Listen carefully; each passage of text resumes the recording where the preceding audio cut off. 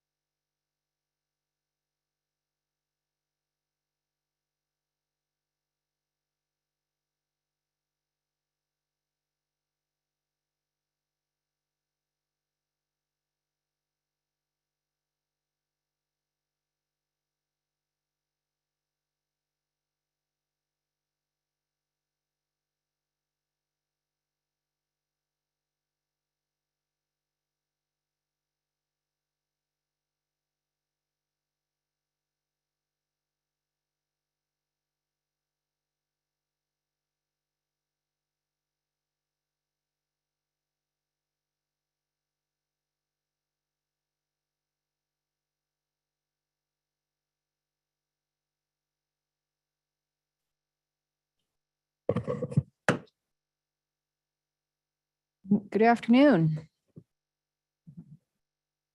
This hearing is called to order. I am Vice President Jennifer Fielder. I am the presiding officer for today's proceeding. Regardless of titles, so everybody knows, it is always appropriate to refer to the presiding officer as the chair. In this case, Chair Fielder or Madam Chair will do. Thank you. With me today, we have Commissioner Tony O'Donnell, Commissioner Randy Pinocci, and Commissioner Dr. Annie Bukacek. Sitting to my right is Lucas Hamilton. He is the attorney advising the commission today. And there are also several members of commission staff present in the room. Yes. Thank you, Commissioner O'Donnell. Also, we have President James Brown attending remotely from his district today. Thank you, Commissioner O'Donnell.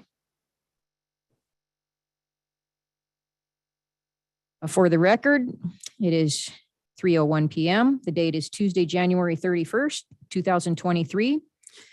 The commission and its staff are appearing from Helena, Montana in the Bollinger Room. This is the scheduled public hearing and docket number 2022.06.067 involving Northwestern Energy's application for approval of an advanced metering opt-out tariff. I will now take appearances of council. Council, would you please introduce yourself and who you represent?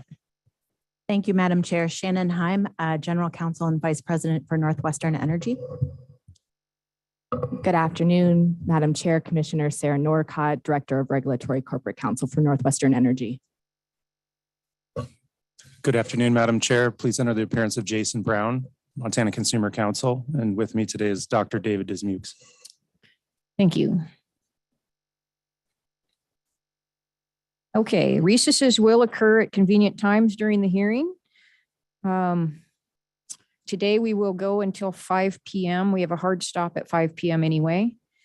And we are required to have public comment at the beginning and the end of the proceeding. So we will have to stop the proceeding a little bit before 5 to see if there's any additional public comment. And at this time, we will take public comment. I know that we have some online commenters and we also have public comment in the room. I'd like to begin with public comment in the room. And do we have anyone here that wants to comment today that's in the room? You have one. Okay. Representative Fielder, you can take the stand right here and just turn on the mic for your comment.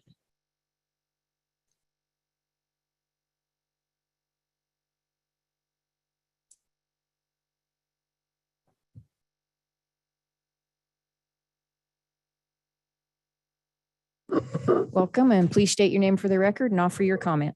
We ask comments to be kept to less than 5 minutes if possible. Thank you. Thank you, Madam Chair and honorable commissioners.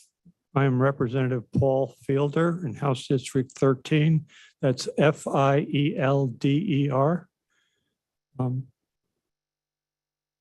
I was a sponsor of House Bill 606 during the 2021 legislative session. As a sponsor of that, Bill did three things. He wanted to define exactly what an advanced meter was. At the time, they were being referred to as smart meters. They wanted to correct the statutory definition of advanced metering gateway devices. That's something that we didn't know at the time, so we wanted to put those definitions in statute and explain exactly what they did. We also wanted to ensure that customers who are concerned about smart meters for any number of reasons, whether it's health reasons, safety reasons, or anything like that, would have the opportunity to opt out of having one of those meters put on their home or business. And they could keep the meters that they already had that was functioning and working for them. This legislation was brought with a lot of strong public concern about what was referred to at the time as smart meters before we gave them their official definitions. Those concerns some of them had to do with health issues, some had to do with fire issues, and they were all opinions of the individuals, whether they were proven right or wrong. Those were the individuals' concerns that they felt affected their health, their safety, or their privacy. And all those concerns are protected under our Montana Constitution. Prior to 2006, prior to the House Bill 606, customers had two options. They could either accept a smart meter or not have electrical or utility service their residents. The House Bill 606 was designed to give the customers a real choice. They could accept, they could opt in for those meters that utility was providing, or they could opt out. That's what 606 did. It gave them an opportunity to opt out, keep the same meters that were on their house or their business that were functioning and working perfectly well. So they could just stay with what they had. That was the intent of House Bill 606. I just asked, and if they're keeping what they already had and it was working perfectly well, I don't see why the commission would allow them to be charged fees for keeping what was perfectly working well for them. So I urge the commission to please don't place any unnecessary burdens and expenses on the customers for just keeping and staying the way they were with the meters that they had.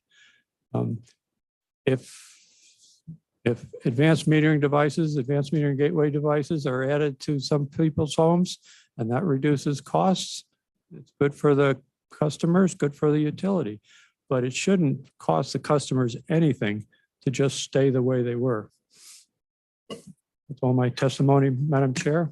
I'll be available for questions for a while if that's necessary. Thank you, Representative. We don't question public commenters. We will be questioning witnesses and parties that are Okay, well, proceeding today. So you're excused. I'm Thank you. missing some legislative action up there, and if I can be excused, I'll return to the You are legislature. excused. Thank you. Madam Thank you for Chair, your comments. Members of the committee. Could you turn off that mic? Thank you. Okay, next we'll go to the online commenters. We have 3 online commenters. Commenter number 1, Philip DeFelice from St. Mary. Are you on the line? Can you hear me now, ma'am? Yes, we can. Go ahead. Okay. Madam Chair and honorable commissioners, my name is Philip DeFelice. I'm a licensed attorney in the state of Montana, the Ninth Circuit Court of Appeals, and the U.S. District of Montana. I am also Wolf Point City Attorney, and I just want to make it clear that I am not here in that capacity. I have no permission or have neither talked to the mayor or any of the council members about my appearance here today. I have seen the proposals, and I don't like either of the proposals because I don't see in the proposals where I can get rid of the meter that I have, which is supposedly not an advanced meter, but it does broadcast. I've had someone come over with certified calibrated equipment, and they indicated that it put out as much RF as 2 cell phone calls. But rather than get into health concerns that I don't think any consumers would be able to fund an adequate study to get into that issue. As an attorney, I just like to get into the privacy issue, which is the Montana Constitution, Article 2, Section 10, requires a compelling state interest to violate people's privacy. I don't see any compelling state interest in a utility company having an easier or less expensive time of charging their customers. I'm not advocating that this should be free, but I would appreciate for the board to consider meters that do not broadcast whatsoever.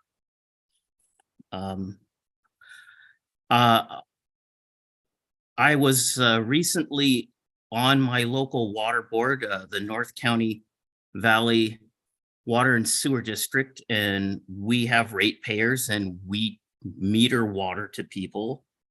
And I know how much it costs us to have billing done on approximately 320 residences.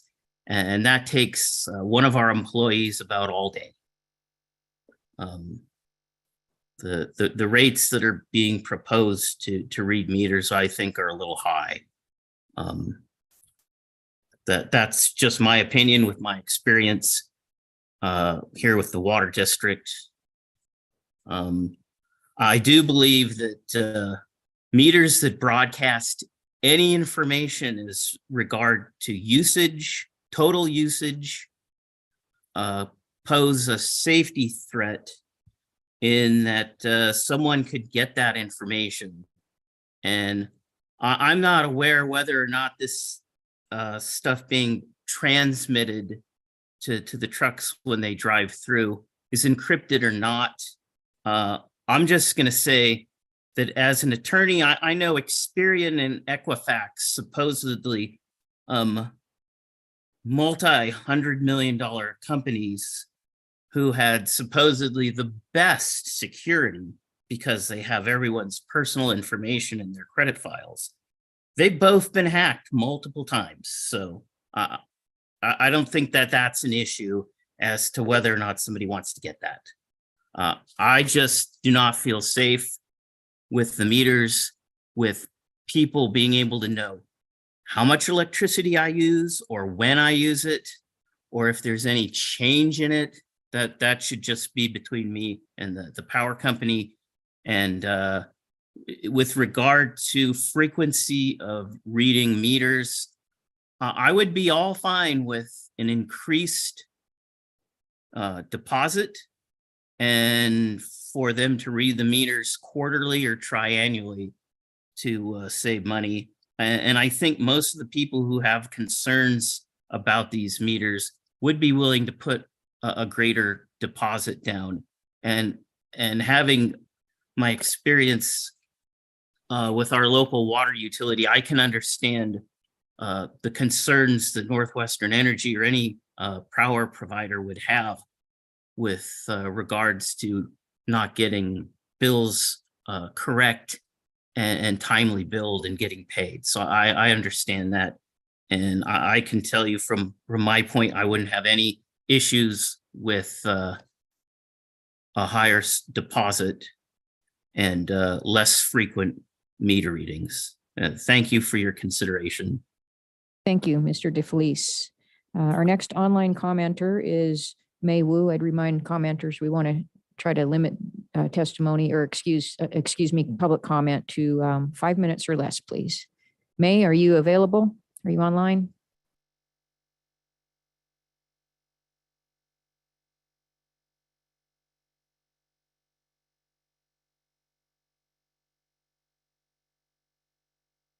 Can anybody? Hello? Hello, This we is can hear May you. Wu. I don't know. I was having problems getting in. Did I get into the Zoom meeting? Is this May Wu speaking?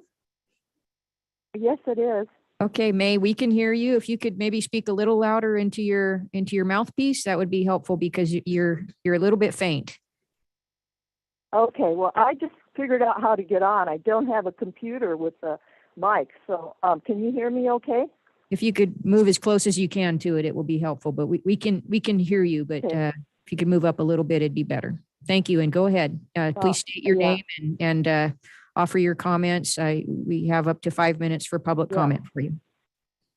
Okay, well, thank you, everybody. Good afternoon, and I'll try, I'm talking on my landline. I'll try the best I can. I would like to share some of my experiences in the last 7 years with the utilities and the smart meter industry. About 7 years ago, YVEC, Yellowstone Valley Electric Co-op, my local utility, was one of the first to bring in smart meters into Montana. They installed a smart meter in front of my home without my permission and without any informed consent. All I got was a postcard in the mail that said they were going to do a meter upgrade. When I called the office to see what they were upgrading with the smart meter, they said no, it was only a digital meter, nothing to worry about. And after they installed the meter, I found out that it was indeed a smart meter. So they purposely lied. So I found out that this is the MO, the modus operandi of this industry. They need to covertly sneak in these devices in the dark of the night with misinformation and disinformation and gaslighting of consumers and regulators. They all follow a similar script because they can't tell us the truth, that they need to bring in a bunch of high radiation spy meters into our neighborhoods, and that they would need to install high radiation devices in front of every home and business in order to build their spy grid. And this spy grid would be used in the future to track and control our carbon footprints. When I found out that they had indeed installed a smart meter without my permission, I asked the manager of YVEC about the high radiation coming from these meters. He said, oh, no, that the radiation was much less than our cell phones and Wi-Fi. Since I didn't believe him, I decided to buy a radiation meter reader to find out for myself, because while people will lie, my radiation meter reader will not lie to me. So sure enough, when I got my new meter reader and measured the radiation from our smart meters, I found out that they radiated much higher than our cell phones and Wi-Fi, about 10 to 100 times higher, and we can't turn them off. So in fact, when I went to measure the radiation coming from the nearby cell tower at 10 feet away next to the fence around it, that radiation was radiating less than my smart meter at 5 feet. So each of our smart meters will be two-way, high-intensity microwave radiation mini cell towers in front of each and every home and business. When I asked the YVEC manager about the studies showing health concerns with this radiation, he told me that these studies don't exist and that they were made up and not to worry. However, if I didn't want a spy meter in front of my home, I could opt out for only $75 a month, each month. And so this would be more than what I would pay for in my electric bill each month. But he said not to worry because all of my concerns are imaginary and in my head. And so this is the way these people operate. Fast forward 7 years later, and now Northwest Energy wants to bring in smart meters into Montana.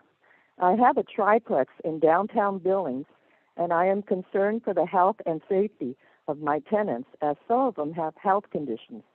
If they get injured by a smart meter, who will be liable? Will it be me, or Northwest Energy, or the PSC? Again, I noticed that Northwest Energy is using the same tactics, stating that they are only doing a meter upgrade, but not telling us what they're upgrading with, and there is no informed consent on the risk of these devices. Their agenda needs to be hidden from us, so they need to seamlessly gaslight us from beginning to ending. And I have found that the corruption and criminality coming from this industry is incredible, and we can't trust anything that comes out of their mouths. Since Northwest Energy has not provided adequate informed consent to its customers, I suggest that the attorneys for the PSC request that Northwest Energy give its customer true and honest informed consent, so that there would not be future liability issues.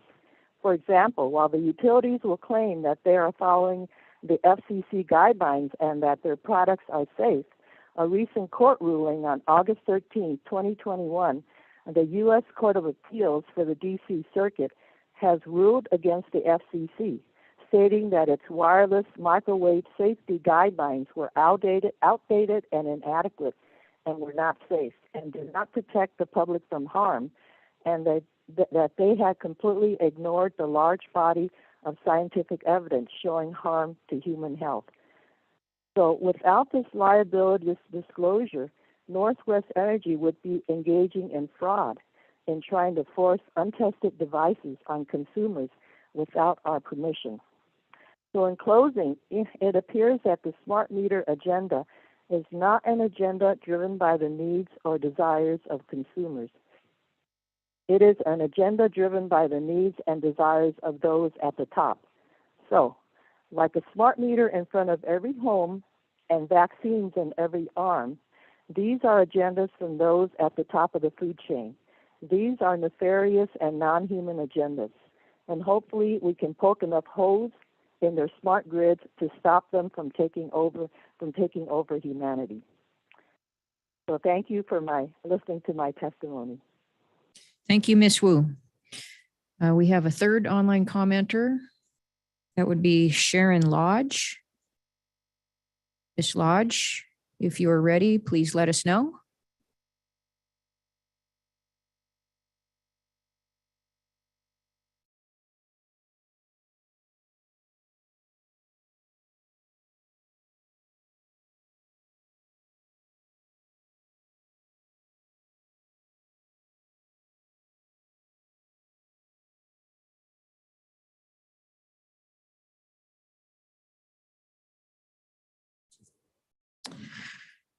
Ms. Lodge, if you are there, we can see that you are logged in, but we can't hear you. So you probably need to unmute yourself.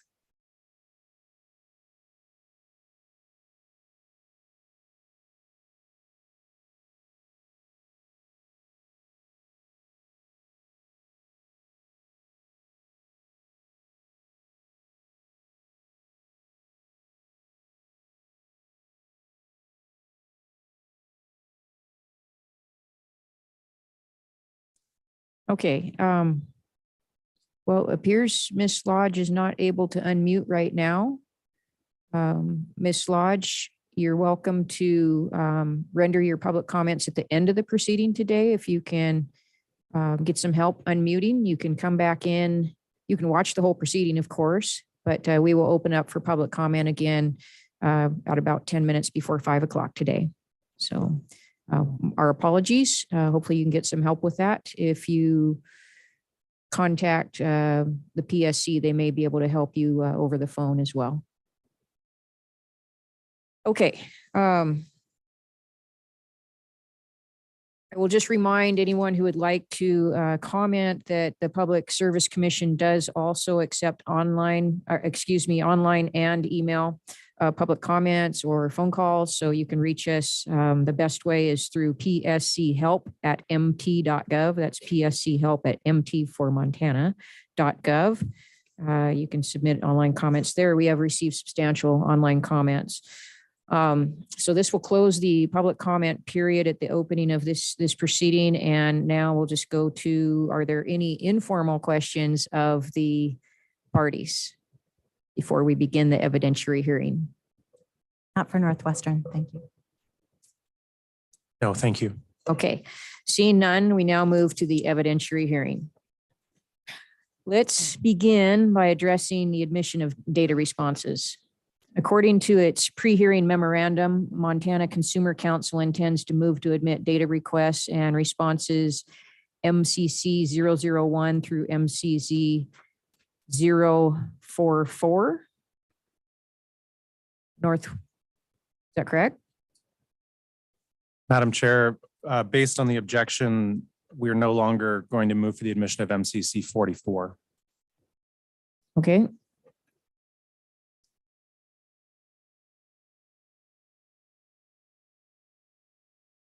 And Northwestern Energy has filed an objection to the admission of MC 004A through C, MCC 019, MCC 028A, and MCC 044 on the grounds of relevancy. Ms. Heim, would you like to speak to Northwestern's objections? Madam Chair, if I may, I will speak to them. And after having filed the objection on the 20th of January, Northwestern has decided to object only to MCC 4A through C, MCC 28A, and MCC 44. So we removed MCC 19 from that objection list. All right, thank you. So if I just may speak to the objection, Madam Chair. You may, Ms. Norcott. These data requests are objectionable, as you mentioned, Madam Chair, because they contain inadmissible, irrelevant evidence. Montana Rule of Evidence 402 provides that only relevant evidence is admissible. And Montana Rule 401 provides that relevant evidence is evidence that has the tendency to prove the existence of any fact of consequence to the determination of the action more or less probable. So this docket before you today is about setting the cost for customers to opt out. This docket is not about cost recovery for Northwestern's existing meters or the meters that we are looking to install, the advanced meters.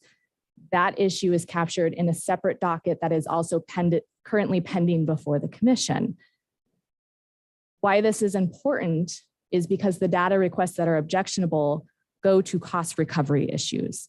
And those issues are not before the commission in this docket, as I mentioned. They are separate issues. One has no value to proving the opposite or the proposition of the other. So cost recovery has no proposition to proving whether or not there should be an opt-out charge. For that reason, those data requests MCC 4A through C, MCC 28, and MCC 44 are objectionable because they contain relevant and admissible. Thank you. Mr. Brown, would you like to respond? Yes, thank you, Madam Chair. Again, for the record, we're not seeking the admission of MCC 44. MCC 4A through C and MCC 28A are certainly relevant. I would agree that cost recovery is not the issue in this proceeding, but certainly the metering options and alternatives and the costs associated with those alternatives are very much at issue here.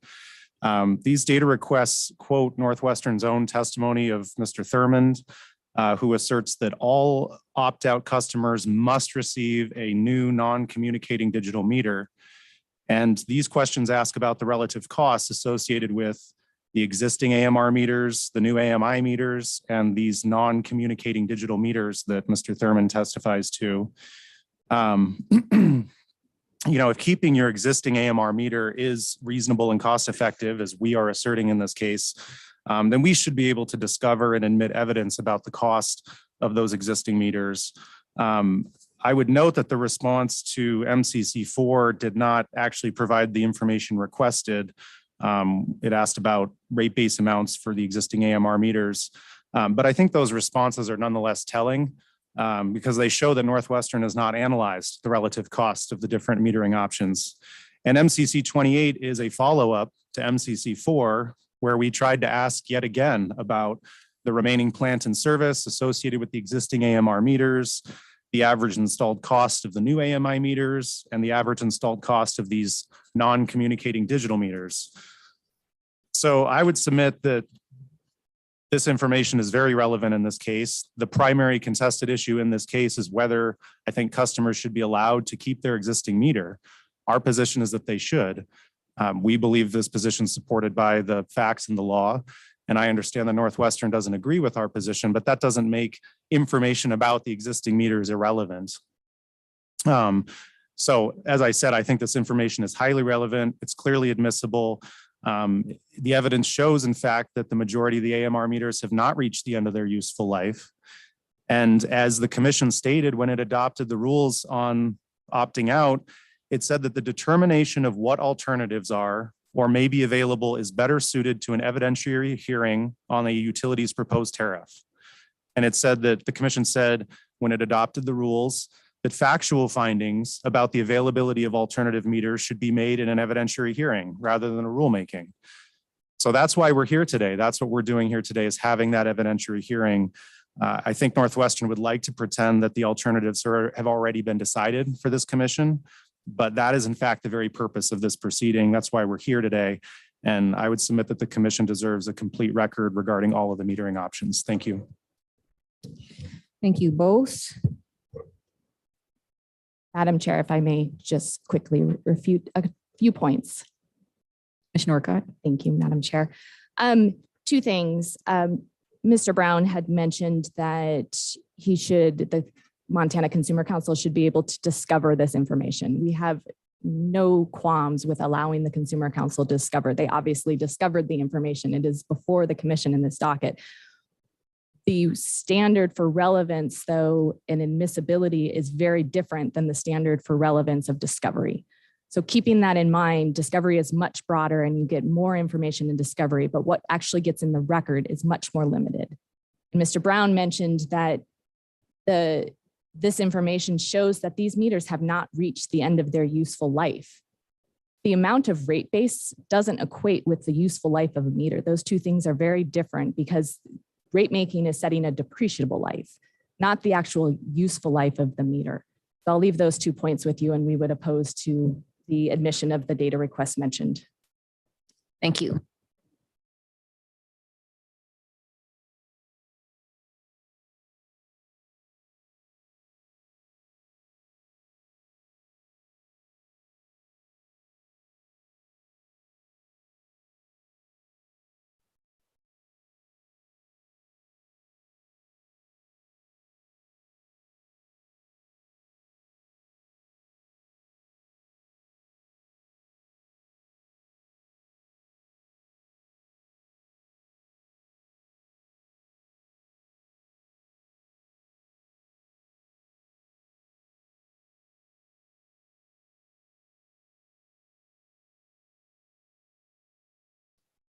Just a clarification. Was there an objection to data request MCC 19? Madam Chair, we did initially ask for that, but not today. We are removing that objection from what we filed previously. Thank you. Okay, I am prepared to rule on Northwestern Energy's objections. Evidence is relevant if it has any tendency to make the existence of any fact that is of consequence to the determination of the action more probable or less probable than it would be without the evidence. The standard is meant to allow wide admissibility of evidence. I find that the responses to data requests MCC 004A through C are relevant. Those responses concern rate-based investments associated with meters. Because meters and the costs associated with them are central to this case, the responses are relevant. Northwestern Energy's objection to the admission of the responses to data request MCC 004A through C is therefore overruled. Similarly, I find that the data request responses to MCC-028A is relevant.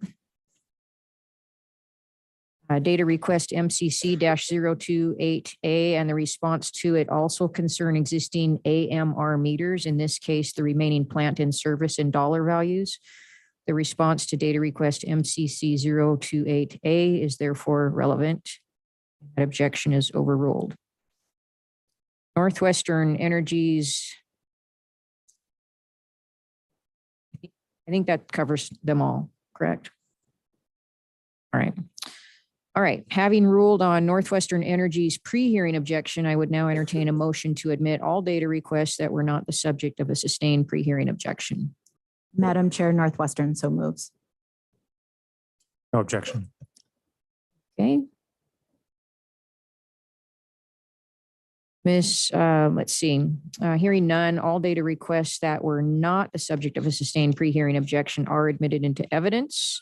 Are there any other formal pre-hearing matters such as requests for accommodating witnesses, stipulations, or evidentiary motions? Not for Northwestern, Madam Chair. And just for the sake of clarity, Madam Chair, MCC 19 is admitted then? MCC 19 is admitted, yes. Thank you.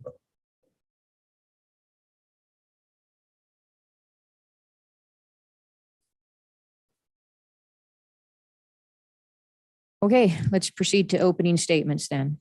Would the applicant Northwestern Energy like to make an opening statement? Yes, Madam Chair, we would. Good afternoon, Chair Fielder, Commissioners. As I indicated, my name is Shannon Heim. I am the General Counsel and Vice President for Northwestern Energy. With me at council table is Sarah Norcott, Director of Regulatory Corporate Counsel. I'd also like to introduce our witnesses who you will hear from today. Directly behind me is Cindy Fang, the Vice President of Regulatory Affairs. Next to her is John Thurman, Director of Digital Customer Experience. And next to him is Matt Holden, the Manager of Central Maintenance. We are again ably assisted by Bobby Stoffer, who will be handling our documents and making sure that we get our documents in the evidentiary record appropriately. So what I'd like to do is level set a little bit about the purpose of an opening statement, discuss how we got here, and then talk about what Northwestern's case in chief will establish. The purpose of an opening statement is to outline the decision before the commission and describe the evidence that the parties expect to present in the hearing. Facts must be proven with evidence before the commission may rely on them to reach a decision. The opening statement is not evidence. It is important to note also that the public comment offered today, although providing context, likewise is not evidence. Let's talk about what this docket is, and maybe more importantly, what it is not. This docket is an evaluation of Northwestern's proposed opt-out program. This docket is not a rehash of the value of AMI, or advanced metering. This docket is not a review of actual costs. A review of the capital costs related to the metering project are properly vetted in a rate review docket, and actually in the ongoing rate review docket. So I'd like to discuss the history of Northwestern's advanced metering project and the commission's regulation of advanced metering. They kind of mesh together chronologically, and I think it's good to have a common understanding of kind of how we got to where we are today. We, the commission and Northwestern, started this process in 2019 when the Montana legislature passed and the governor signed into law House Bill 267. HB 267, which is codified in Title 69, provides that the commission shall determine whether an opt-out program for advanced metering devices should be established, and offered a bunch of conditions the commission should consider in that rulemaking proceeding. The commission took comments regarding a potential opt-out regulation to implement HB 267 in 2020. Northwestern was deploying AMI at that time in South Dakota and planning for our Montana deployment. So we reviewed the law and the proposed rule carefully and transparently informed the commission that the language of the statute would not capture Northwestern's meters. The statutory language at that time narrowly defined advanced meters, or smart meters, as meters that viewed customer usage behind the meter. Northwestern's meters at that time and today do not do that. In response in large part to Northwestern's disclosures, the commission worked in collaboration with the legislature to revise the statute. And you heard from Representative Fielder some of that process that happened. It's important to note that Northwestern valued a frank dialogue with its regulator and with the legislature over a perhaps more expedient path, which was not to raise the issue and just let the regulation go into effect and then talk about how it didn't apply to us.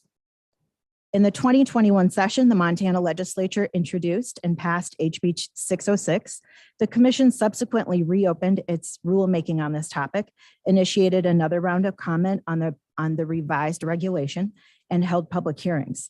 Ultimately, the commission adopted Rule 38.5.2603, incorporating the provisions of HB 606.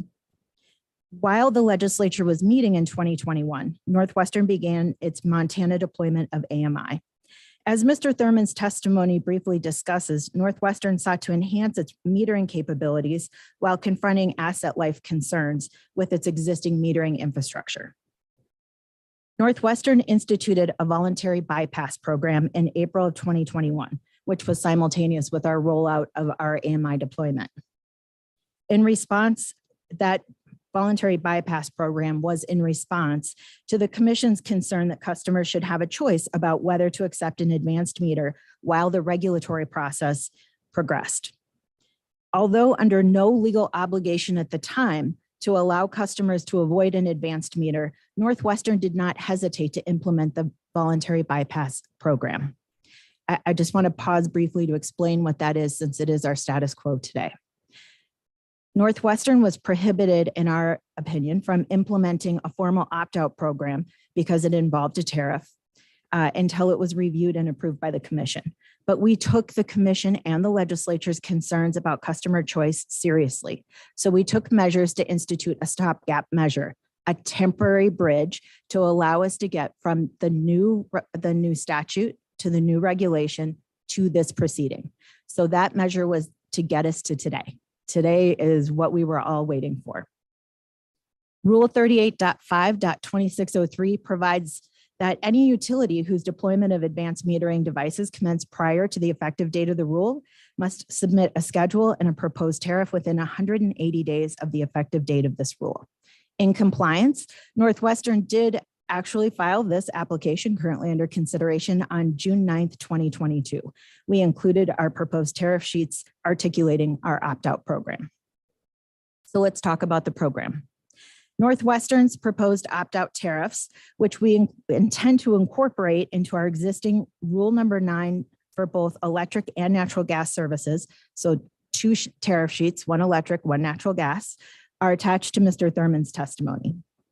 Northwestern's opt-out program includes the ability of a customer to opt out of the advanced meter being installed by Northwestern for an upfront fee of $75 per service. The components of that cost are also included in Mr. Thurman's testimony. Customers who opt out may choose to have Northwestern read their non-communicating meter for $15 a month or self-read the meter for $5 a month. As noted in Ms. Fang's testimony, Northwestern actually shares Dr. Dismuke's concern about potential confusion and customer burden with the self-read option, but Northwestern included that option based on commission comments during the rulemaking. Various acts of misconduct or failure to act in a timely manner will disqualify customers from the self-read option or from the opt-out program altogether, as are articulated in the tariff sheets. Mr. Thurman's testimony discusses the actual material costs that Northwestern expects to incur to install a non-communicating electric meter or to modify the natural gas meter module and manage the meter reads of each opt-out customer. The fees proposed by Northwestern in this docket do not capture the actual costs. We do believe that those are the actual costs, but that said, we thought that they were perhaps more burdensome than were reasonable in this docket. So we moderated them and proposed a lower amount. We believe that the fees that we have proposed reflect industry standard rates for opt-out services. The remainder of the cost for the installation of non-communicating meters will be captured in Northwestern's rates in future rate review dockets. Ms. Fang provides testimony supporting the reasonableness of Northwestern's proposed fees in comparison to industry standards and rate-making principles. As required by Montana law, Northwestern notifies customers, as we have from the beginning of deployment, at least 60 days in advance of the scheduled installation of an advanced meter on their property. Northwestern follows the 60-day notice with a postcard approximately 2 weeks before installation. The exemplar of the brochure and the postcard are attached to Mr. Holden's testimony. Mr. Holden's testimony also discusses Northwestern's communication efforts in more detail and articulates how Northwestern will communicate with customers who are currently on the voluntary bypass list. If and when the commission approves our opt-out tariff, there will obviously be a transition, and we wanted to articulate what we think that transition should look like. The commission has a clear choice before it. Assign modest costs to those opting out, or assign all of the costs to customers who are not incurring extra cost. Northwestern urges you to balance the cost causer principle and modest fees. We encourage you to balance the need to send the right financial signal to customers and limit their exposure to that cost. We have chosen a middle of the road approach, and we urge you to walk that road with us. In conclusion, Northwestern respectfully requests that the commission approve its opt-out tariff. The opt-out program proposed by Northwestern allows customers to decline to accept an advanced meter for a reasonable fee that recovers most of the actual costs incurred by Northwestern. The program reflects industry standards and strikes the appropriate balance sought by the statute and the regulation. We look forward to a robust conversation with the commission and with the Montana Consumer Council today. Thank you. Thank you. Would the intervener MCC like to make an opening statement? Madam Chair, may I reserve my opening for our case in chief? You may. Thank you. Okay. We'll go to applicant Northwestern Energy's case in chief. Thank you, Madam Chair. Northwestern calls John Thurman to the stand. Okay, we need to swear in witnesses also. So Would you like to do them one by one or all together? I think we can do them all together. That sounds good. So I would like to ask all of today's witnesses to please stand. Raise your right hand if you're online. Do you have any online witnesses? Nope, they're all here in person. Okay. And I will swear you all in at once. You swear the testimony you are about to give is the truth and nothing but the truth. Thank you. All right. Ms. Time, you may proceed. Thank you. Northwestern calls John Thurman to the stand.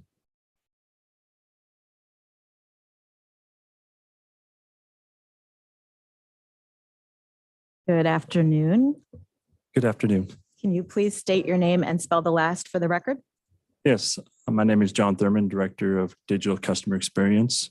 Last name spelled THURMOND. Can you please state for the record your title and your employer? My title is Director of Digital Customer Experience, and I work for Northwestern Energy.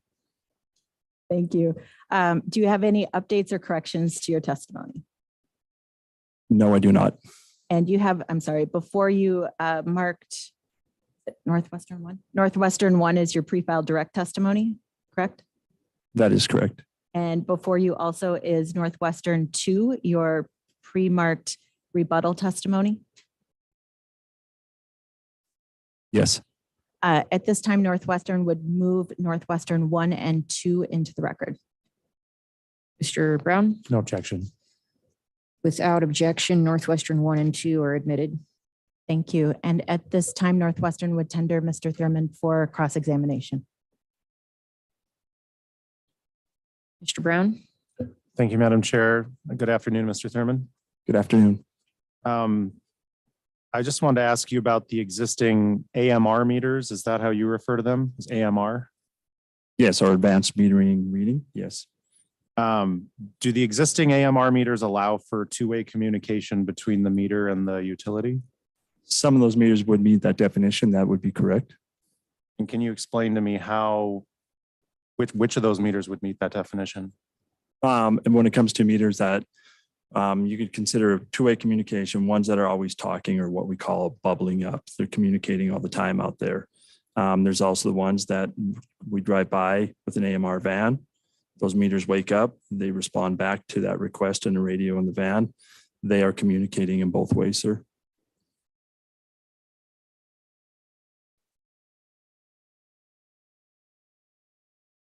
And the ones that are always bubbling up, are they also responding to requests from the vans? Yes, when they drive by, they'll pick up that request, sir.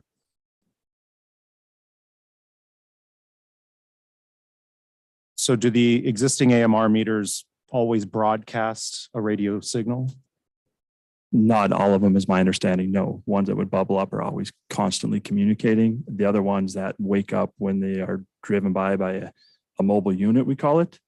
And anything that's within range of that mobile unit that we're looking to read, they would get that signal, receive it, respond back with the appropriate information back to that mobile unit. Okay. Thank you. That's helpful. I appreciate that. Sure. No further questions.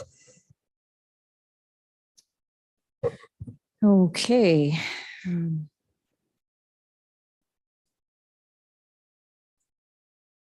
Guess we'll go to questions of the commission. Okay. Are there any questions of the commission for this witness? Commissioner O'Donnell? Thank you, Mr. Chairman. I have several notes on here. They're not in any particular logical order, perhaps. But following your testimony, it said that in JPT 4, you refer to Commissioner O'Donnell, can we take a pause and put that in front of the witness? Sure.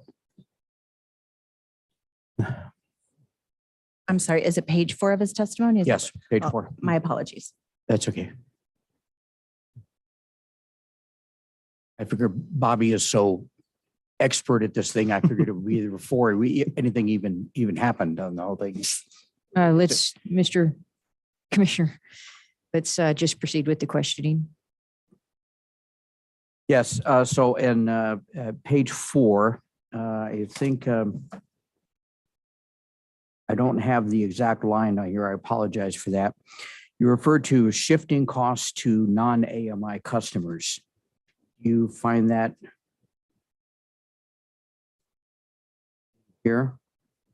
I'm looking at page 4 and I do not see that. Well, okay, so I apologize for that. So shifting costs to non-AMI customers, it seems to me that the commission allows Northwestern to recover costs of the whole acquisition of monthly usage, whatever procedure it's in, that's all that they're allowed to recover those costs right now. Is that your understanding? I'm not sure I'm following your question, Commissioner. All of the costs the company incurs for reading the meters is covered right now in rates. That would be my understanding, yes. Okay. So shifting costs to non-AMI customers, if for those who opt out, it would seem to me that you're not really shifting any costs, but that non-AMI customers are simply not asking for anything special. So there's no particular cost to them. Now, and I just tried to find it. And again, I apologize for not putting it exactly, but I think the statute or the commission rule calls for the commission, for the utility to come up with at least one alternative.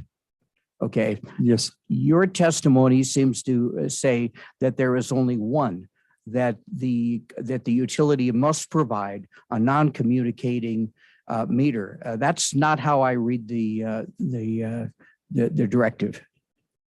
The way that I read that, Commissioner, is that one of the options was to provide a meter that does not use radio or two-way or internet communications. I agree. And that was one of the options we proposed. But it seems to me from the testimony of yourself and others that it was assumed by the company and preferred by the company that there was only one option, and that if somebody wants to opt out of the advanced meter, the AMI meter, that they have to go to an analog meter, a non-communicating meter. I It would hear that be, over yeah, and over and over again. non-communicating, not analog. That is correct. Again, I guess I will address it that AMR meters that we have today, our project is to replace assets that are reaching the end of life. True. To allow customers to retain an asset that is going to eventually fail is not how we operate a utility. It is not in the public's best interest to allow things to fail. And that is not how we provide reliable services to our customers. Oh, I perfectly agree. Thank you for that. You're right. But on the normal course of events, if right now, if an AMR meter fails, you're going to replace it with the same AMR meter under the current law. Would that be the case? I'm not sure that's current law, but current practice, Current yes, practice. I'm would sorry. be that if we have an area we're not deployed with AMI, that yes, if they have an AMR meter, yes, we would replace that with an AMR meter So that's the normal course of events. That's not a particular. as we operate that's today. Sorry. Pardon me. Oh, I Thank you. I apologize. would ask Pardon, sorry. both everybody who speaks today to slow down and keep in mind the court recorder has to record everything that is said. Thank you. My apologies. So what I'm saying is that it's not an additional cost. It's a normal cost of doing business. As we operate today, that I would agree with. Great. Thank you. Do you have any idea how many customers over a recent period of time have asked for an advanced meter of this type in order to control their costs or time of use or anything else like that? I could not give you an estimate or even the number of customers that requested it. I could refer to information we've received from JD Power, Flynn Wright, as well as other customer inquiries into Northwestern Energy asking for benefit. I will call them benefits of an AMI meter, such as outage notification, restoration proactively. That is one of the things that I think we get criticized about, is not performing or being able to provide timely information in regards to outages. That's critical to our customers. That's something that AMI meters can definitely provide foundational support to do that. There's also customers asking for more granular details on their usage of their meters. How do you get down to that? Meters we have today with AMR, you're not allowed to, it doesn't provide that functionality, Commissioner O'Donnell. AMI meters, getting down to where we're recording usage, the meter itself, nothing past the meter, what the customer is consuming of our product, provides that granular detail for customers or consumers to make informed decisions. You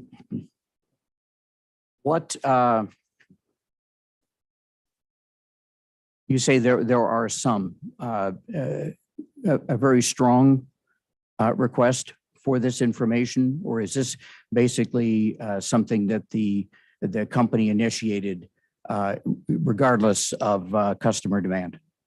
I do not see where the company initiated that, the demand or the numbers, as I cannot speak to what that number or percentage is, other than when I see the results of customer surveys, that is a constant ask or consistent ask over the years, especially when it comes to outage communications and restorations.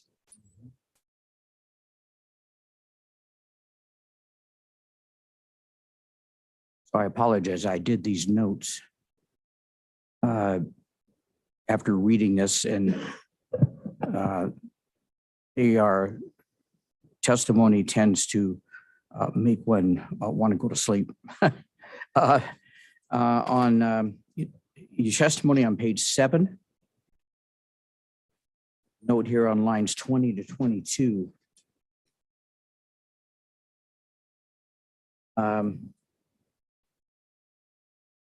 The Northwestern's tariff proposes charges for each of the options consistent with industry practice. But I think is it your testimony that shows the costs of opting out or monthly meter reading from various different companies, like 50 companies? My testimony addresses the cost of our opt-out program and what we're proposing in that program, Commissioner O'Donnell. But Pricing of the, you refer to consistency with industry practices. yes, sir. Okay, so is that how you determine consistency, is looking at all of the different companies that are doing this and what their costs are? My answer is that we didn't, not to my knowledge, that we've not looked at all companies or all utilities globally or in North America. I think it's wide and varied. We took a look at other utilities and what they are offering out there, and is they're consistent with opt-out. That is probably more in relevance to my statement there, Commissioner O'Donnell. Let's see, JPT 8 refers to ARM 38.52603 Which page, please? on 8. Now, my notes are not corresponding at all to it,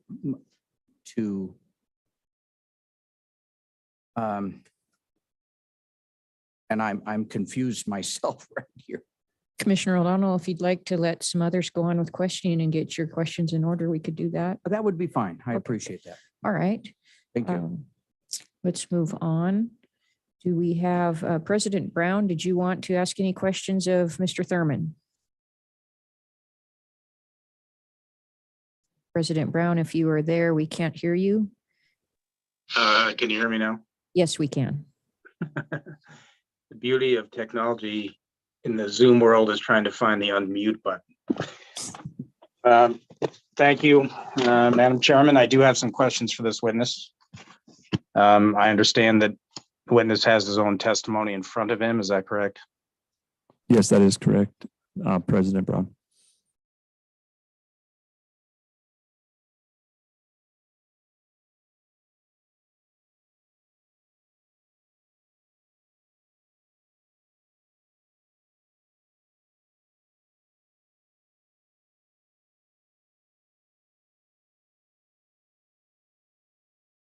President Brown, we are not hearing you. Are you still there?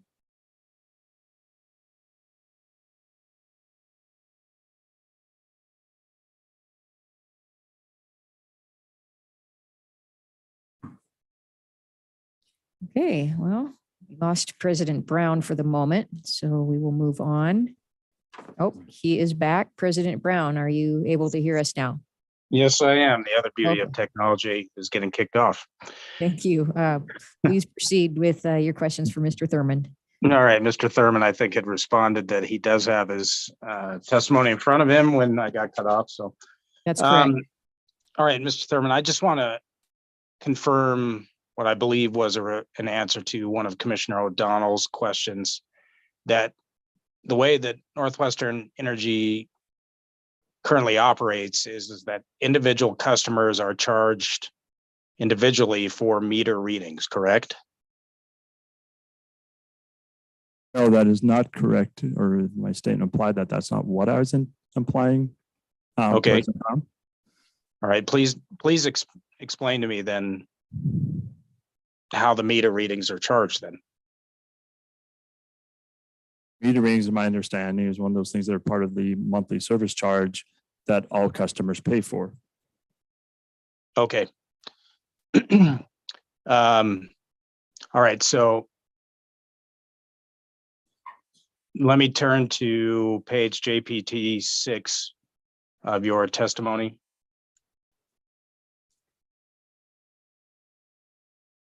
Are you there? Yes, sir. Okay, so I'm on line 3 of JPT 6, bold, that says, please share the progress of phase 1 of the project. Are you there? Yes, sir. Okay, in this Q&A, you detail the number of module installations for 2021 and then endpoint installations for 2022, correct? Yes, sir. Okay, so my question for you, and I please inform me if you aren't the right witness for this, is how has Northwestern Energy if you will, covered the cost of these installations. What I'm driving at is there was obviously a cost involved with purchasing the modules that you're installing. How is Northwest Energy paying for that? Would be question number one. Do you know? My answer would be, I think that would be in the direct testimony in our rate review. Okay, are you familiar with that? No, I am not, sir. Okay, is there a different witness? Ms. Fang, maybe that would be more appropriate for that? President Brown, this is Shannon Heim. John Schaefer is the rate review witness who covers cost recovery of the AMI capital costs of that project. We might be able to talk to Ms. Fang and see if she could answer some questions about that, but I promise. Okay. Well, please put Ms. Fang on notice that I might be asking questions about this. All right, so back to my questioning then. With the way that I presume you're going to be able to answer this question, with the way that Northwestern currently operates with its customers, do those persons who currently self-read their meters have to pay a fee to do so? No, not to my knowledge. Okay, so no fee is being charged currently to self-read. Correct. And to my knowledge, that is correct. Okay. Do you know what the fee, if any, is being charged to a customer to exchange an existing AMR meter for an AMI meter? Northwest Energy will replace an AMR meter with an AMR meter upon failure of the meter. But to my knowledge, we don't replace an AMR meter with an AMR meter per customer request. It's just upon failure of such equipment. Okay, is there a fee being charged with that? To my knowledge, no. Okay. And so you wouldn't know if the costs of that are of the exchanges of the meters are being recovered in a rate case or sought to be recovered? I would assume the cost of the meters would be covered in a rate review or a rate case. Okay. And I think you may have just answered this question, but I'll ask it again. What is the fee being charged the customer now when an AMR meter fails and then needs to be replaced with another AMR meter? There is no fee associated directly to that customer other than the cost of that material or meter, which would probably be in rate base. Okay. Oh, that answers the next question. Okay, so final question for you then. Historically, when meters have hit the end of their life and need to be replaced, how has the customer traditionally been charged for those replacements? One-time fee, rate case? That would be in rate case upon failure of the meter. Okay. No more questions for this witness, Madam Chair. Thank you, President Brown. We're going to go ahead and just take a brief recess now. We're at the midpoint of this afternoon's proceedings, so a 5-minute recess. So we will come back at 4:11. We are now off the record.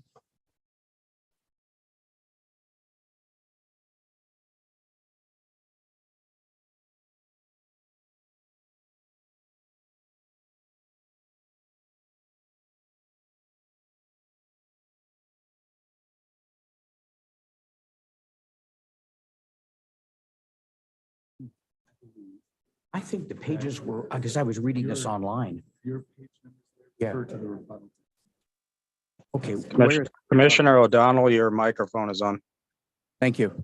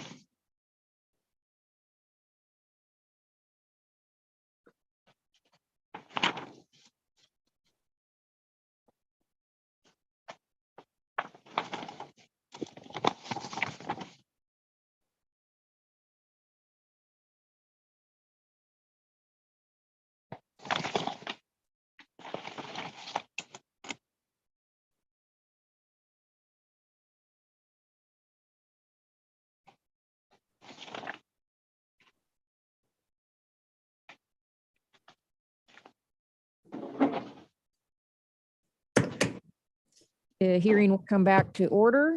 It's 4:13. And we will continue with commission questions of witness Thurmond.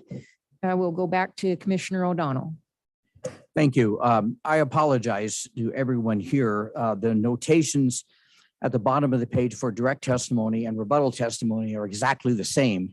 So my notes were correct, but I was just looking in the wrong section. So I apologize.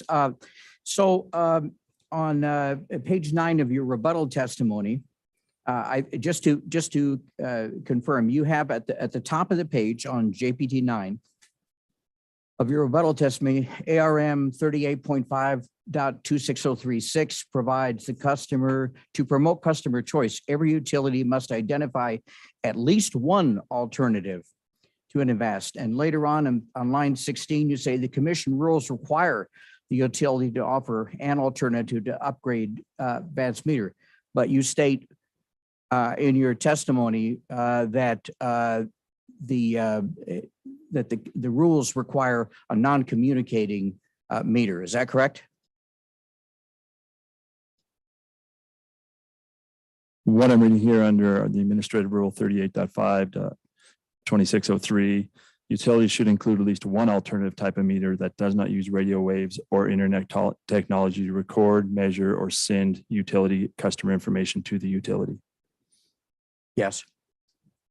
So you say at least one alternative. The implication there is there can be more than one.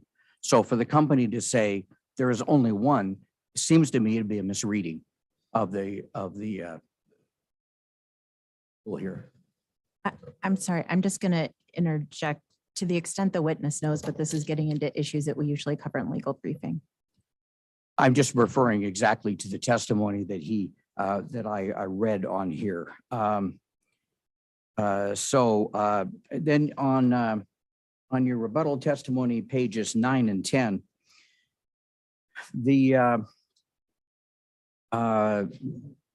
you say some of the customer requests we received to participate in the voluntary bypass program or to opt out of an advanced meter site RF radio frequency concerns as their primary consideration.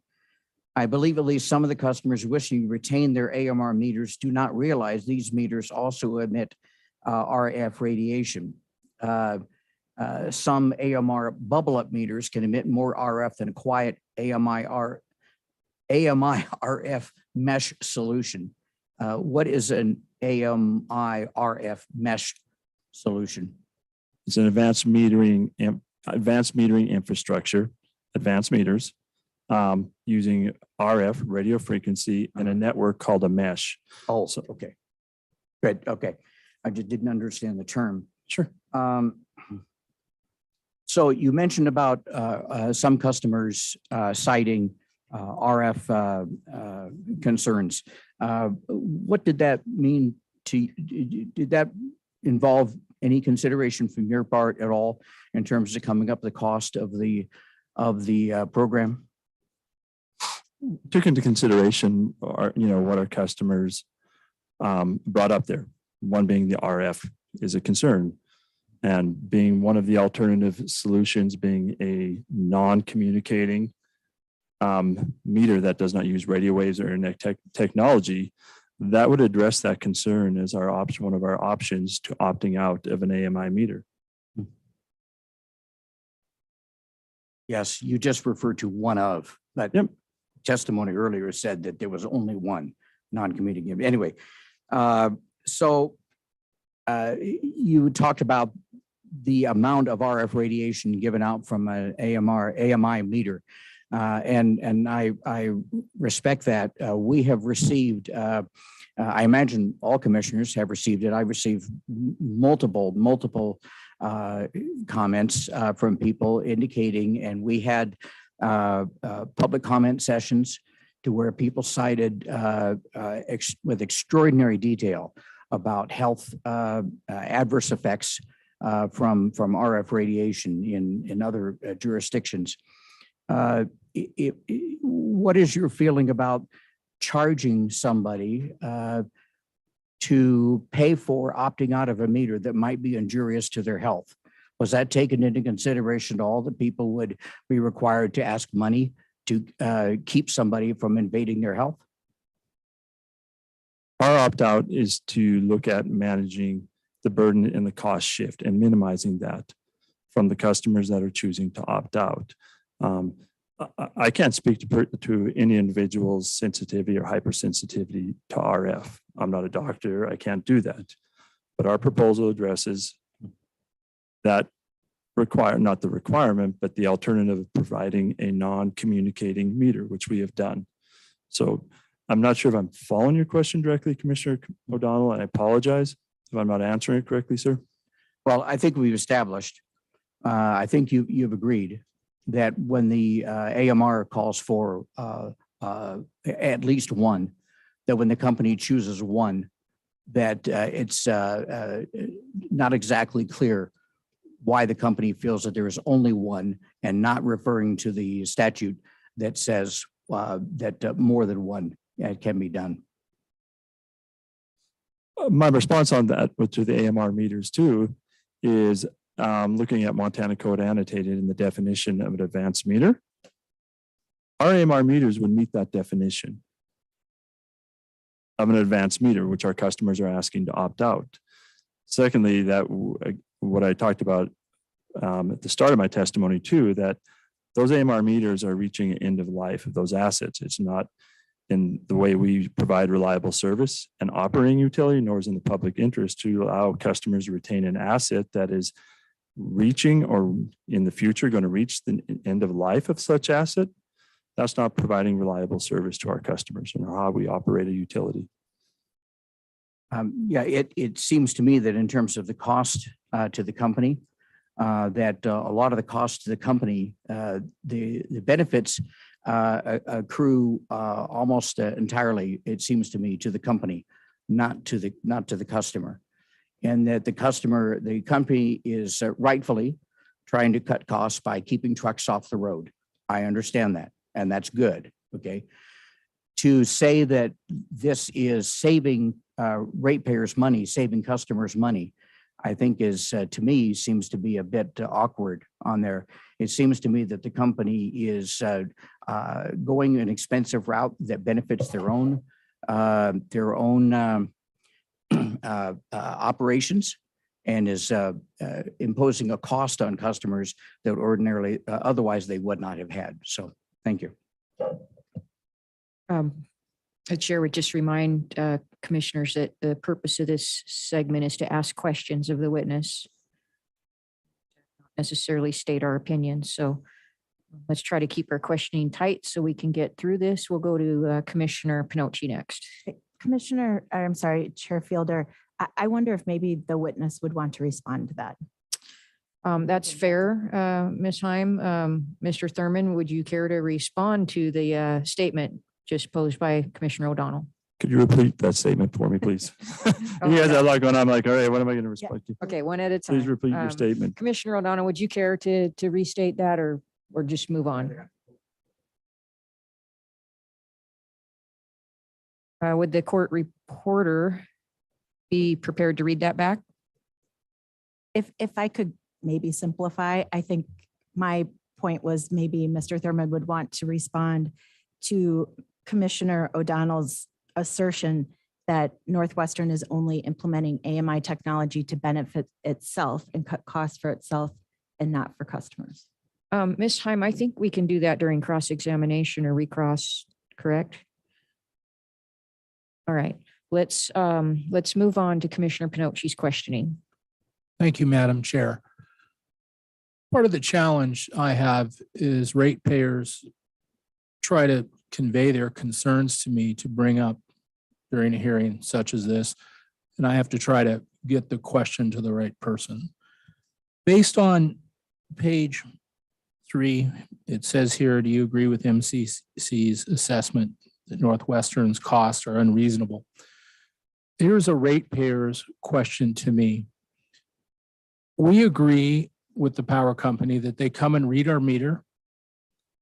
They go back, they send us a bill, and we agree and have agreed on that price. If the ratepayer is going to accept a smart meter where they don't have to come and read the meter. Instead of charging me more for the smart meter, I should get a break. I should have a lower bill accepting the smart meter. I shouldn't have to have a higher bill keeping my old meter. We've already agreed on that price. So if I'm going to accept a smart meter, I should get a break. How would you answer that question? AMI is not a savings for the utility. This would be my response to that. This is an infrastructure upgrade that is necessary because we have assets that are at or nearing the end of their life. There are certain things that might show a reduction in savings in parts of the business, but overall, holistically, there is, to my knowledge, not a savings to the utility to implement AMI. Follow up, Madam Chair. So my goal as a public service commissioner is really threefold: safe, reliable, and affordable. If they're going to pay more, they're asking me, don't approve it. We want the best price we can get. Safety wise, I'm hearing that the smart meter has more trouble than the old analog type meter, cause more fires, homes have burned down. And I understand that's improving, but I still have to listen to them. But back to, I keep hearing that we don't have to send the truck out to read the meter, and it should be cheaper and more affordable for the power company, yet they're going to be charged more for the old meter. And I'm told that the new meter has to be replaced more often.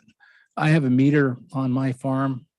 I think it's been there over 20 years without a replacement. I think one day we broke one accidentally and it was replaced. Could you tell me the old analog meter lasts how many years, average service life compared to the service life expected on a new smart meter? Excuse me. My understanding of the previous meters for manufacturing, the life or the expected life of that asset is 20 years. For the meters that we are installing, the advanced meters or AMI, the life expectancy of those meters is also 20 years. Follow up, Madam Chair. You may proceed. You don't have to ask for follow-up, Commissioner. Go Thank ahead. you. Okay, let's shift gears to meters that talk two ways. Your truck drives by and it wakes up the meter and it starts to communicate. The concern the ratepayer has is that another truck comes by to read the gas meter. Will that wake up the smart electric meters? Another truck comes by to read the water meters. Will these meters wake up in that event? Or perhaps you're by a phone company that transmits a particular signal and the meters woke up all the time. Tell me, is there a safety there? Is there an insurance that won't happen? What are your thoughts? And you're referencing AMR meters, correct, with the drive-by Correct. solution? Two-way talking meters. Being an AMR meter, not AMI. Well, how about either one? AMI meters, you do not drive by. That's an RF mesh Okay. or another thing. So there is no drive-by or waking up with AMI meters. Let's talk about the AMR meter. Sure. AMR meters, as we operate today, we send a mobile unit out, be it a vehicle with a radio in it that drives a route looking to read endpoints, be it gas and or electric, that we're looking to cycle bill those customers on a monthly basis to obtain what we call an actual read. Part of that process, it can send a signal, and ERTs or meters that gas ERTs, excuse me for using acronyms, ERTs, encoder, receiver, transmitter. It's the module on a gas meter, so I apologize for the acronym. They receive that signal. If it's one of our endpoints, they respond to that. There is no customer information from our mobile units to that meter. And the only information, to my knowledge, that passed back is the register read or the value we bill the customer off with a date. And that is what we bill our customers to. I guess my question was, could false signals from other entities have this meter activated all the time, thus increasing the radiation transmission? Or is there an assurance that only your truck is going to wake up this meter as you drive by? as mentioned earlier, bubble up meters can continuously communicate, but to speak if other technologies or entities could read our meters or vice versa, that I could not speak to, Commissioner Pinocci. Thank you. So let's say we've got an apartment building that has 10 meters on the wall, and the 10 meters serve the 10 apartment complex. Now, we've heard testimony today that a meter can transmit, maybe 10 times as much as a cell phone. So if you had 10 meters on the wall to serve the 10 apartment buildings, perhaps the radiation would be 100 times at that particular location. If the radiation is a concern, I would expect the goldfish to ask the aquarium to be moved. What are your thoughts there? Is it the radiation? And I know that may not be in your testimony, but again, I'm looking for someone to answer that question. Do you foresee that as a danger and a real concern? If we have 10 meters on a wall and that particular tenant may have asked for a conventional meter, but the other tenants may have approved a smart meter, so they have no way of getting out of the signal, even if they're paying more for a meter that doesn't transmit the signal. What do I tell that ratepayer? I can only speak to the specifications of those meters, Commissioner Pinocci. They are deemed safe under the FCC. And if a customer opts out an RF mesh, yeah, the mesh is far reaching. It goes to other areas. It's no different than walking into maybe a Starbucks, where that has a Wi-Fi signal or anything like that. There's RF there, correct? Any other place that have a wireless provider that you're typically going to see RF. So is it tenfold based on 10 meters on that building? If you're talking AMR and bubble up, I guess I could somewhat agree. I'm not an expert to speak on that, but our AMI meters that we are installing, they're not constantly communicating. We're running what's called a quiet RF mesh. We're not reading our meters continuously throughout the day, nor are we asking them to check in. The point that I think that ratepayer is trying to get me across is a particular tenant may say, I don't want the radiation admission, so I'm going to pay for a meter and I'm going to pay more for it so that I don't have that radiation emission. But with 10 meters on the outside wall, if all the rest are going to have the smart meter, the person paying more is still going to get bombarded with the radiation. And I think that that's a little misleading for that person to think that they're going to be radiation free when the meters around his meter transmit that signal. How do I answer that? Do we give a notice to them to say, hey, well, you're paying more for this, but the meter right next to your meter is transmitting that signal? So I guess we send out a notice letting them know that maybe you shouldn't spend the extra money for that meter. What are your thoughts there? And I'm trying to pay attention to MCC saying, do we have some unreasonable cost? If a person is going to pay more to be radiation free, but the 10 meters around his meter have the radiation, he's wasting his money. And then I have to look at MCC and say, oh, what about that customer? What are your thoughts there? Excuse me for clearing my throat. I don't know if I'd use the term bombard them with RF, if that's how it would be. I can't speak to that. The meters again that we are offering, be it an AMR, operate within FCC guidelines. We run on a 900 megahertz spectrum. Does the person also exclude them from being exposed to other RF in parts of their life? I can't tell you that, Commissioner O'Donnell. I apologize, Commissioner Pinocci. Sorry about that. I looked at him. I don't know. I guess there's many contributing factors to that, the location of the meter potentially, where it is in their residence. Again, if you're talking AMR meters, I couldn't speak directly to that. But when it comes to AMI, as I stated, we run a quiet RF mesh. Those meters, we're not constantly asking them to communicate or check in with the utility or to send data. We send requests 3 times per day for meters to send back data, and that is all we ask of our AMI meters. Thank you. No more questions. Thank you. Commissioner Lukacek, do you have any questions? She does not. Okay, I think it's my turn now. Thank you, Mr. Thurman, for being here You're welcome, and thank you. and doing your best to answer questions. I am a little bit surprised by the comment that you made and by your testimony, and that is that it's your opinion that the AMRs, the meters that were on homes before Northwestern Energy started rolling out this new AMI project, those AMR meters, in your opinion, fall under the statutory definition of an advanced meter? That is correct under, I believe it's Montana Code annotated 69.1.1002 or 1004 on that definition. Mr. Thurman, were you involved in reviewing the House Bill 606 when that legislation and that definition was going through the legislative process in 2021? Recollection, sorry for stumbling on my words, was yes to a degree. I read through that. I can't recall what inputs I had on that, but I do recall seeing that at one time, Vice President Fielder. Thank you. Did you notice at that time that the statutory definition that was being put into place or under consideration by the legislature would have captured the AMRs as well as the new AMIs by the way that definition was crafted? To my recollection, no, I did not. When did you notice that difference?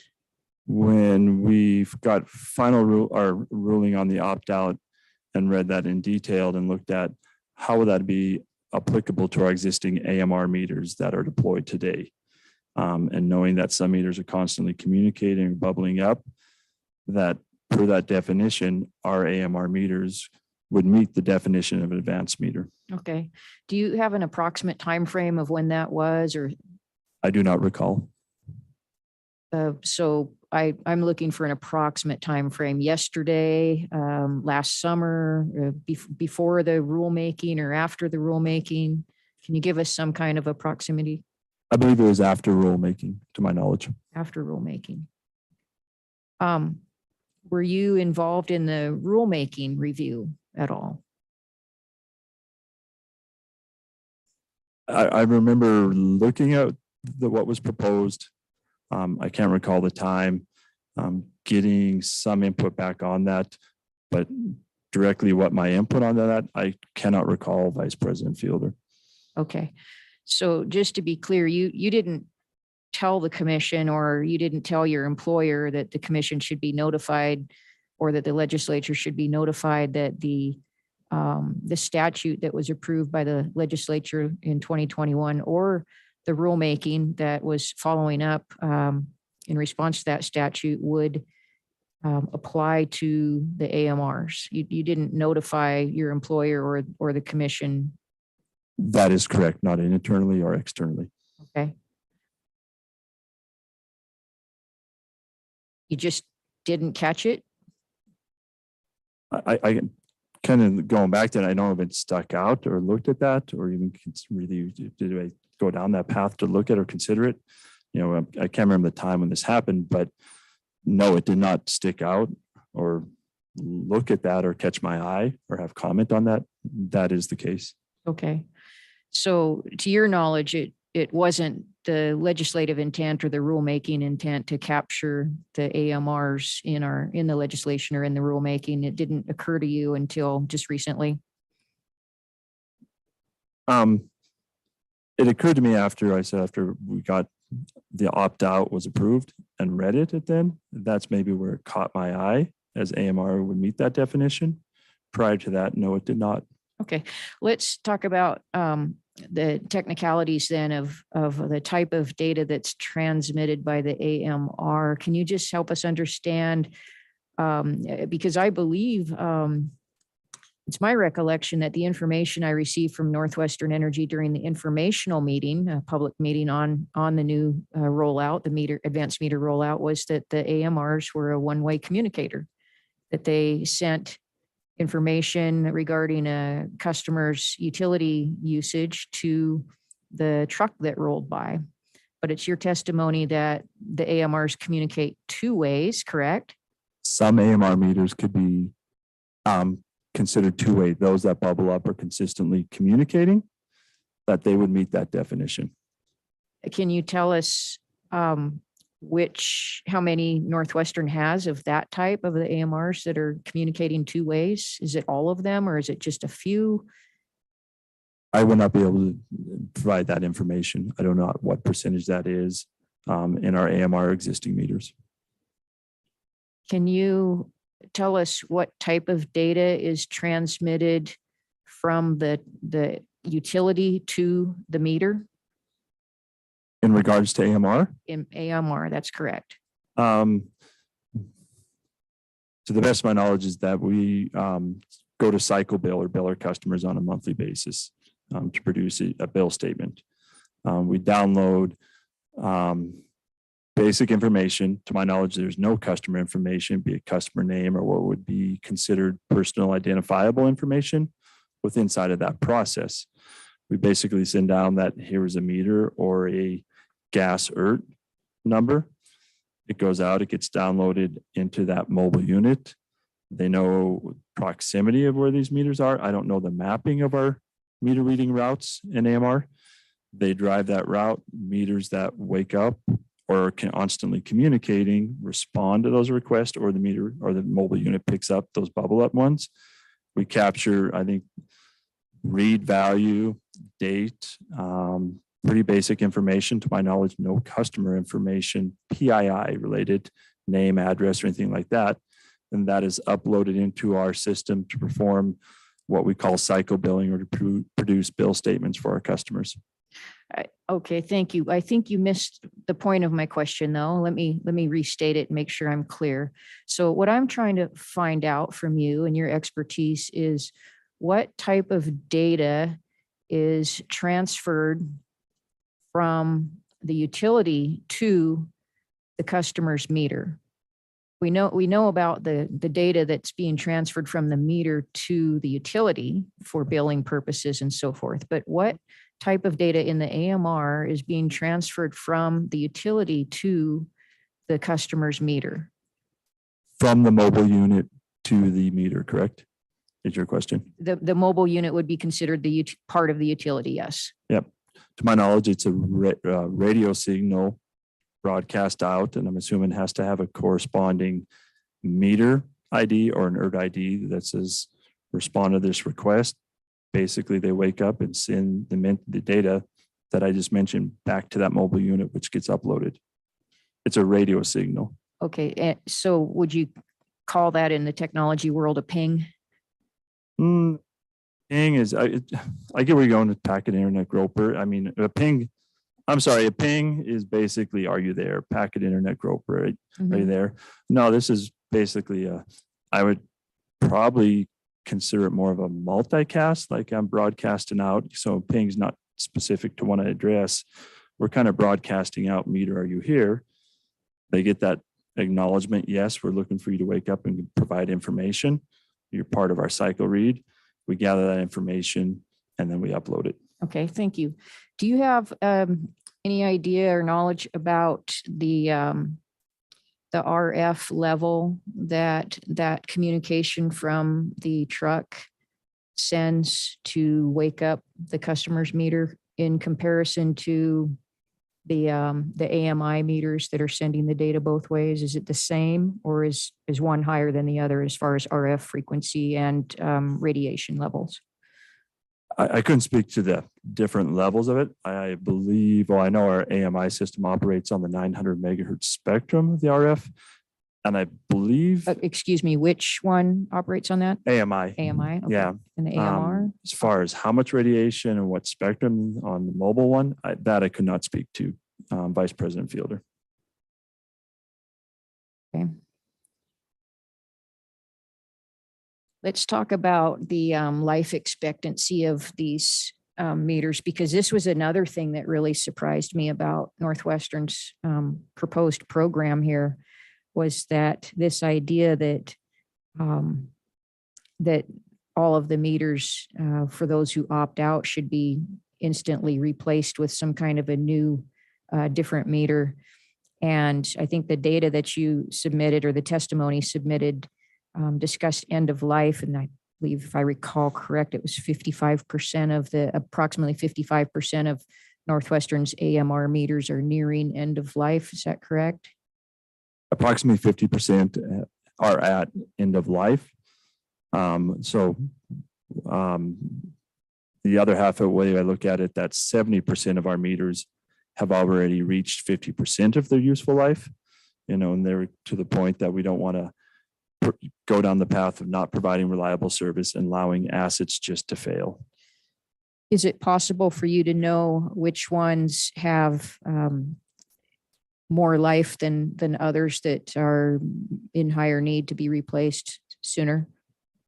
I would have to look at the exhibit. I think we have it by number, but individual meter, not to my knowledge. We have it by number of meters that where they were installed, I believe, is it's installed, and then they were put in the field.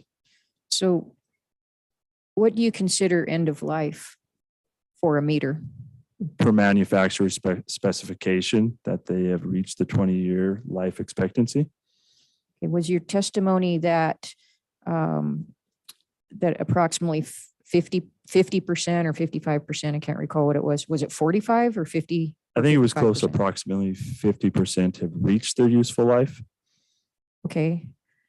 I thought when I read that, I don't want to try to thumb to it right now, but I thought that said that 50% would reach their useful life by 2030. So within 7 years from now, not that they were at end of life this day. Can you clarify that for me? I would have to go back and look at what was filed there. And I'm trying to look through it, my testimony, Vice President Fielder. I'll give you a moment to do that.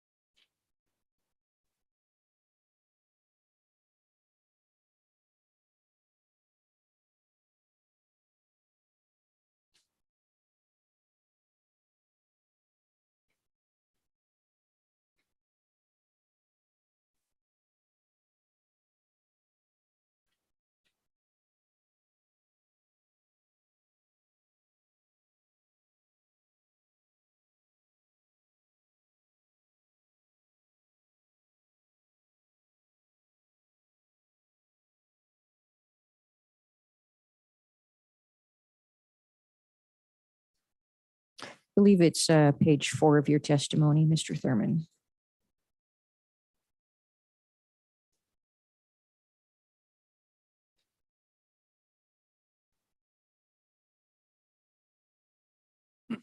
Excuse me. And what I state, there's more than half the MR meters, encoder receivers, transmitters, ERTs, or electric and gas endpoints are already at or over or soon approaching their designated service end of life. And I apologize. I missed that, Vice President Fielder. And you asserted that a significant portion of Northwestern's AMR metering infrastructure needs to be replaced in the near future. Is correct.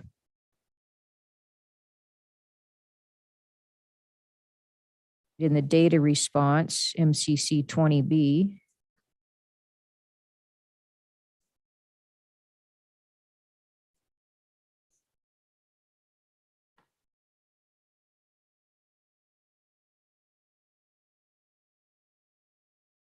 data response states that 55% of Northwestern's AMRs have yet to reach the end of their useful life, but will by 2030. Correct? Yes, that is correct. Okay. So do you know which ones are in need of replacement now and which ones would not need to be replaced until 2030? I can only answer by what meters were installed on a date, specific which meters. I wouldn't know that. I'm Vice President Fielder. you would, excuse me, but you would be able to determine that through your analysis, the records that you have. I'm not asking for that information. I'm just asking if you are able to determine which meters are, ripe for replacement and which ones have more time. Can you distinguish between those, the years, the dates of life for those meters? I guess I could take that back as a request. I couldn't speak to the assumption that we could tell that, but I can't speak to that. If we knew that this was these individual meters specifically that need to be replaced, I don't know that I have numbers that are saying these meters were installed at this time, not individual meters. So that's what that is based off of. All right, let me share my reasoning for this. Northwestern is stating that it needs to replace all of these AMR meters because they're at or near end of life. And so what Northwestern's doing is saying, we're just going to do that now. If people opt out, we'll just, we won't let them keep their AMR meter because we're going to conclude that it's at or near end of life. Are there any meters that aren't at or near end of life that could stay so that these people that are opting in would not have to have a replaced meter? Or opting out, excuse me, would not have to have a replaced meter? Could you repeat that, please, for me? I will try. Sorry, I got lost in all the words. I apologize. Let me rephrase. Does everybody that Northwestern serves right now need a new meter? Sir, is yes. Because we want to also, part of the updating our metering infrastructure is also bringing in our metering infrastructure up to utility standards, being AMI. Okay, so you might understand that everyone, it would be your preference or would be better, easier if everyone just got an AMI meter now. That is correct. Okay, that's Northwestern's preference, that everyone just get an AMI meter now. That is correct.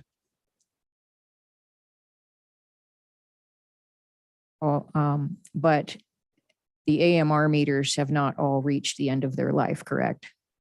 That is also correct. And the AMR meters are functioning okay now? To my knowledge, yes. Do we have meters failing? Yes, on a continuous basis. My answer would be yes. At what percentage? I couldn't answer that. Okay. Can you tell me what the life expectancy of the AMRs is? Is it 20? You said 20 years. Is that correct? Yes, that is correct, Vice President. And what is, Sorry. what is the life expectancy of the AMI meters? They are also 20 years per manufacturing specifications. Are there other options, other manufacturers that have a longer life expectancy for AMI meters or AMR meters? I would not be able to answer that about other manufacturing of meters out there. Who, I thought you were in charge of purchasing these things. Don't you know what options are available out there? I am the program manager for the AMI. What we had initially is that we looked at various vendors and the solutions they provide. I can't go back to that point. I didn't oversee AMI. I was moved into the program manager when we went to South Dakota and into the Montana metering project. I really can't see where it would vary great amongst industry manufacturers out there, but I couldn't speak specifically to that.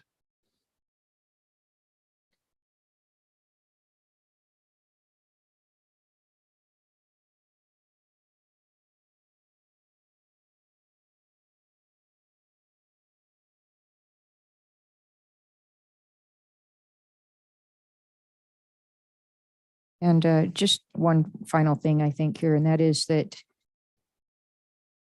Mr. Thurman, you had stated earlier in your testimony today that the AMI meters are not a savings to the utility. That is correct. Okay, thank you. That concludes my questioning, and I think what we'll do is we're going to break for the day. We're going to return to public comment, and then we will resume the hearing. We will continue at 9 a.m. tomorrow morning, February 1st. Hang on just a second.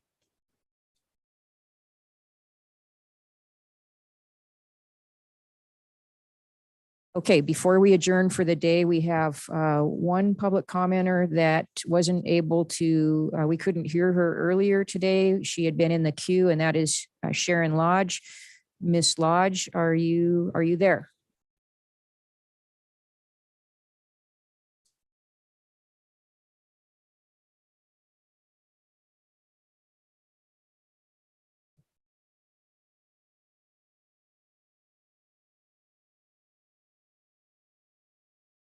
Ms. Lodge, if you're trying to speak to us, we cannot hear you. Can you unmute yourself?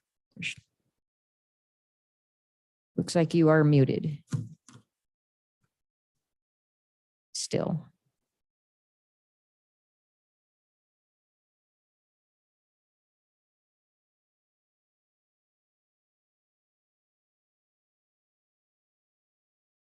Ms. Lodge, there should be a little button on your, if you're on Zoom, should be a little microphone signal down in the lower left corner of your Zoom screen.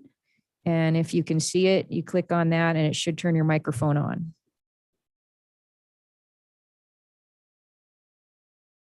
And if we don't get you here in a minute, you'll probably want to look at a Zoom tutorial this evening, and we will open with public comment tomorrow as well at 9 a.m. And we will have public comment at the end of the proceeding, which I hope can be by noon tomorrow. Would council care to give me a nod on whether they think we can accomplish that? Okay. All right. So I apologize, Ms. Lodge, but we cannot hear you. We do take written comment. You're welcome to submit that, or try again tomorrow morning at 9 a.m. And the time is 4:54 p.m. We are in recess for today.